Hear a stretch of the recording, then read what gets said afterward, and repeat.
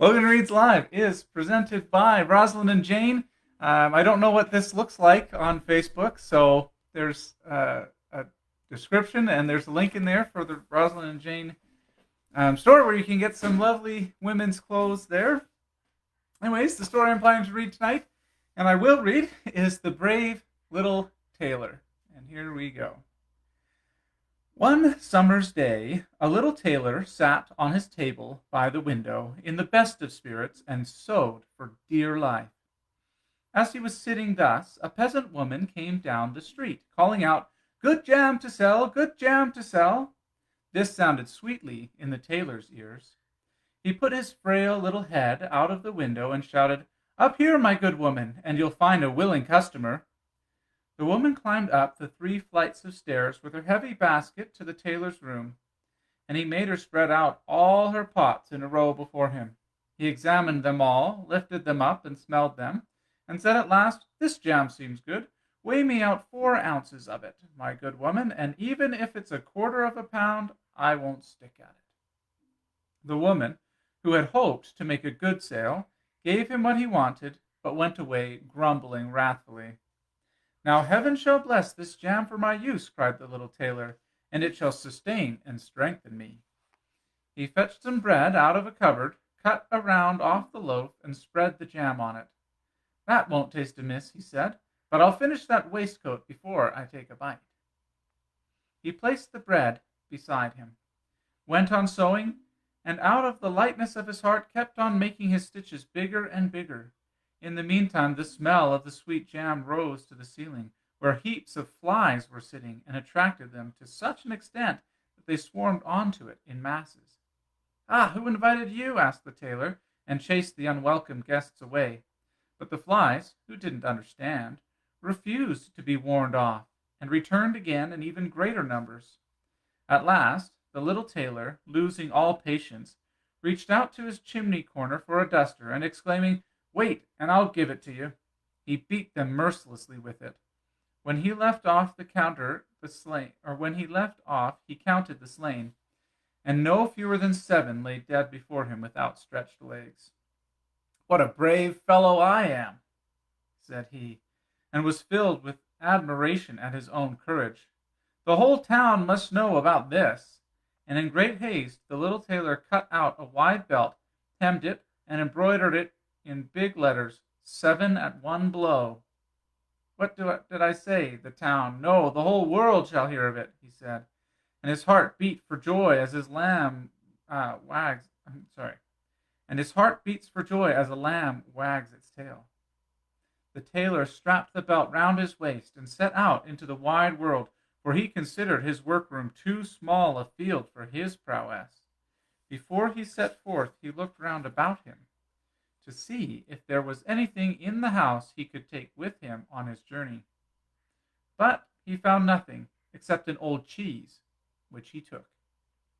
In front of the house he observed a bird that had been caught in some bushes, and this he put into his pack beside the cheese. Then he went on his way merrily, and being light and agile, he never felt tired. His way led up a hill, on the top of which sat a powerful giant, who was calmly surveying the landscape.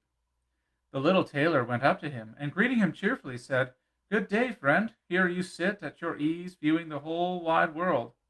I am just on my way there. What do you say to accompanying me?" The giant looked contemptuously at the tailor and said, "What a poor wretched little creature you are." "That's a good joke," answered the little tailor, and unbuttoned his coat. He showed the giant his belt. "There now, you can read what sort of fellow I am." The giant read, "7 at one blow," and thinking they were human beings the tailor had slain, he conceived a certain respect for the little man.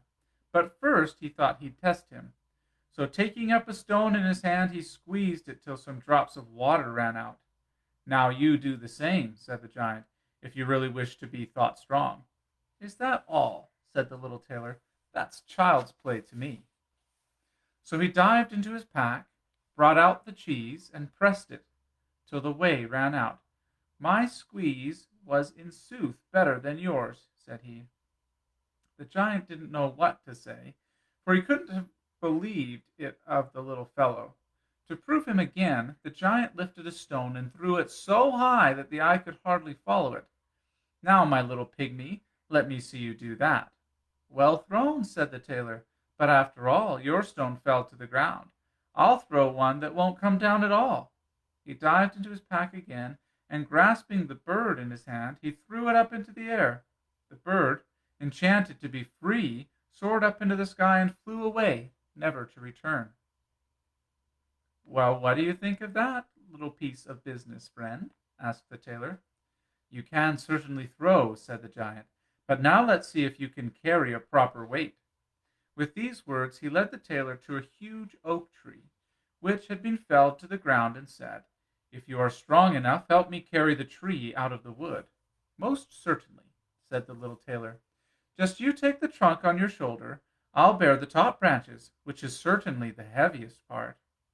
The giant laid the trunk on his shoulder, but the tailor sat at his ease among the branches, and the giant, who couldn't see what was going on behind him, had to carry the whole tree and the little tailor in the bargain. There he sat, in the best of spirits, whistling a tune as if carrying the tree were mere sport.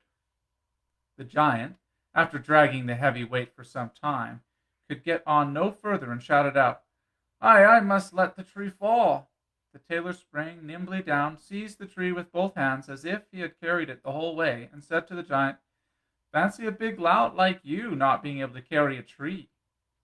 They continued to go on their way together, and as they passed by a cherry tree, the giant grasped the top of it, where the ripest fruit hang, gave the branches to the tailor's hand, and bade him eat. But the little tailor was far too weak to hold the tree down, and when the giant let go, the tree swung back into the air, bearing the little tailor with it. When he had fallen to the ground again, without hurting himself, the giant said, "What, do you mean to tell me you haven't the strength to hold down a feeble twig?" "It wasn't strength that was wanting," replied the tailor. "Do you think that would be anything for a man who has killed 7 at one blow? I jumped over the tree, because the huntsmen are shooting among the branches near us. Do the like if you dare."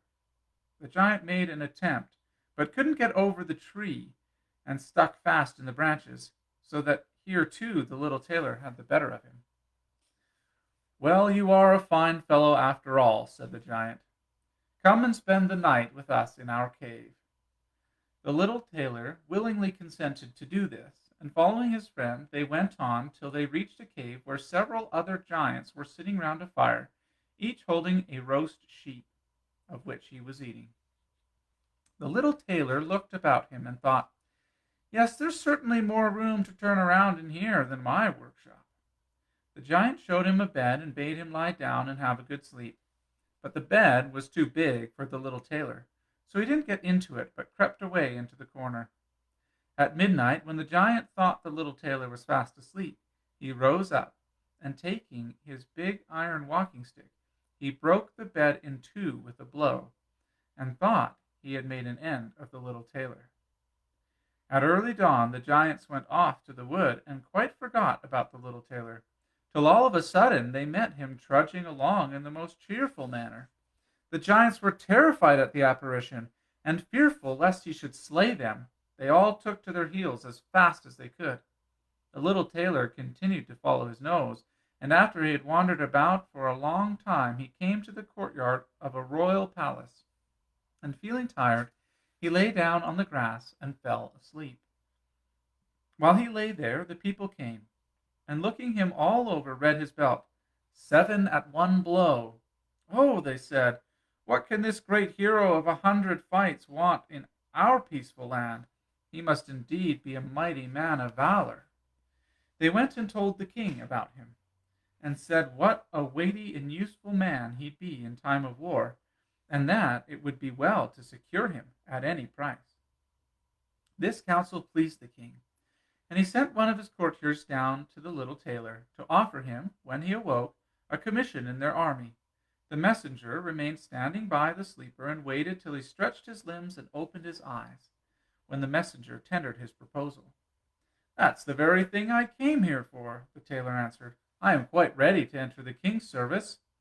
So he was received with all honor and given a special house of his own to live in. But the other officers resented the success of the little tailor and wished him 1,000 miles away. "What's to come of it all?" they asked each other. "If we quarrel with him, he'll let out at us, and at every blow 7 will fall. There'll soon be the end of us." So they resolved to go in a body to the king, and to all send in their papers of resignation.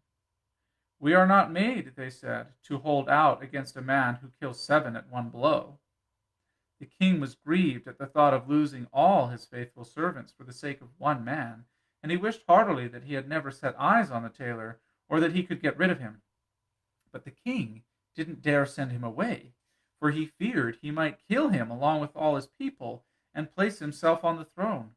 He pondered long and deeply over the matter, and finally came to a conclusion. He sent to the tailor and told him that, seeing what a great and warlike hero he was about to make him an offer. In a certain wood of his kingdom there dwelt 2 giants, who did much harm by the way they robbed, murdered, burned, and plundered everything about them. No one could approach them without endangering his life. But if he could overcome and kill these 2 giants, he should have the king's only daughter for a wife, and half his kingdom in the bargain.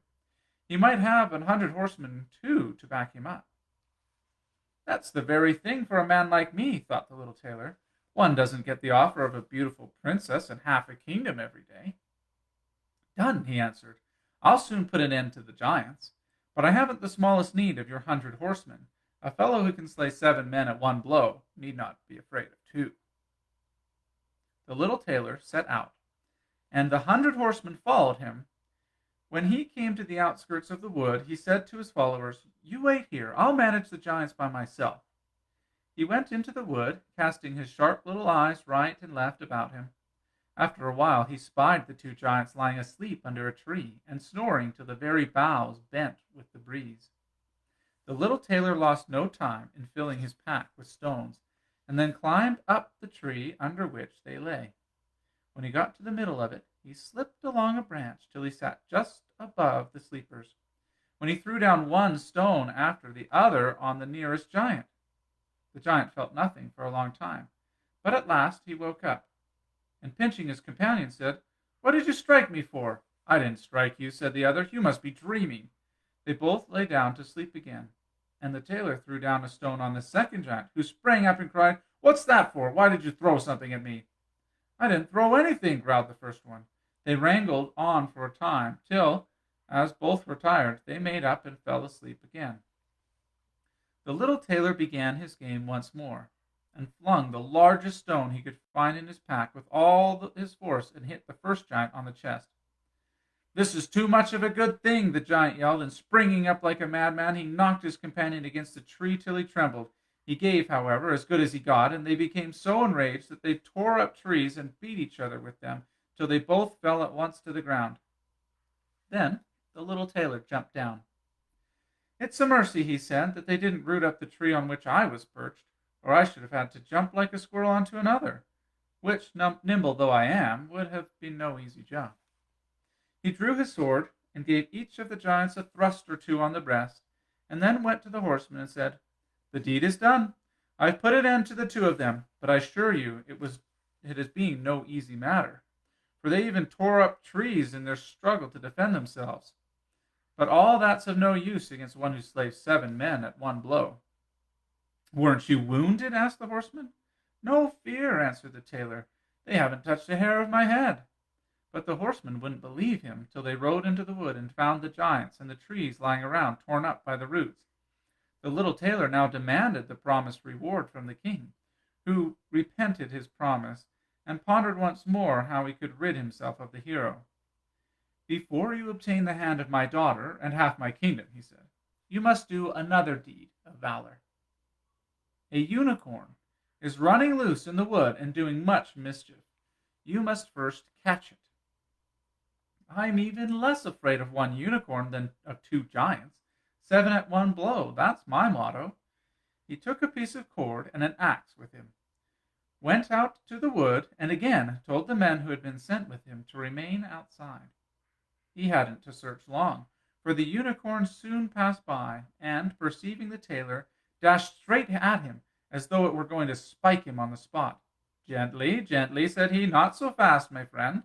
And standing still, he waited till the beast was quite near, when he sprang lightly behind a tree. The unicorn ran with all its force against the tree, and rammed its horn so firmly into the trunk that it had no strength left to pull it out again, and was thus successfully captured. "Now I've caught my bird," said the tailor.